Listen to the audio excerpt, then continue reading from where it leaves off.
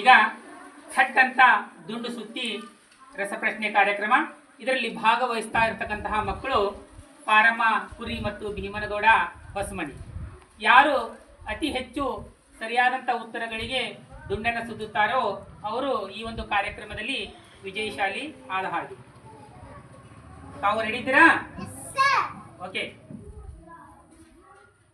ನೀರಿನಲ್ಲಿ ವಾಸಿಸುವ ಅತಿ ದೊಡ್ಡ ಜಲಚರ. ಚಪ್ಪಾಳೆ. ಸರಿಯಾದಂತ ಉತ್ತರ ಚಪ್ಪಾಳೆ. ಪಾರಮ್ಮಳಿಗೆ 1 ಅಂಕ. ನಮ್ಮ ಕರ್ನಾಟಕದ ಶಿಕ್ಷಣ ಸಚಿವರು ಯಾರು?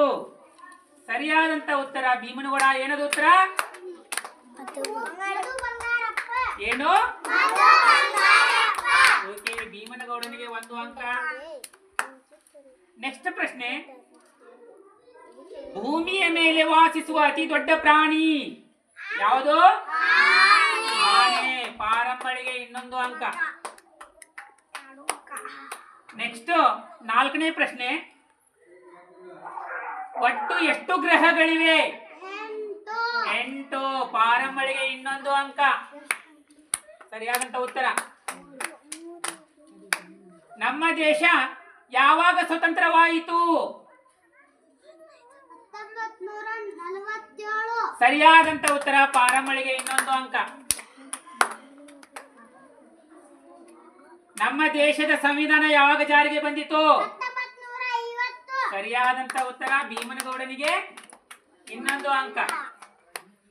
ಕರ್ನಾಟಕದ ಸದ್ಯದ ಮುಖ್ಯಮಂತ್ರಿ ಯಾರು? ಸರಿಯಾದಂತ ಉತ್ತರ. ಭೀಮನಗೌಡನಿಗೆ 1 ಅಂಕ. ಭಾರತದ ಸದ್ಯದ ಪ್ರಧಾನಮಂತ್ರಿ ಯಾರು? ನರೇಂದ್ರ ಮೋದಿ. ಪಾರಮ್ಮಳಿಗೆ 1 ಅಂಕ. ಅತಿ ಚಿಕ್ಕ ಪಕ್ಷಿ ಯಾವುದು?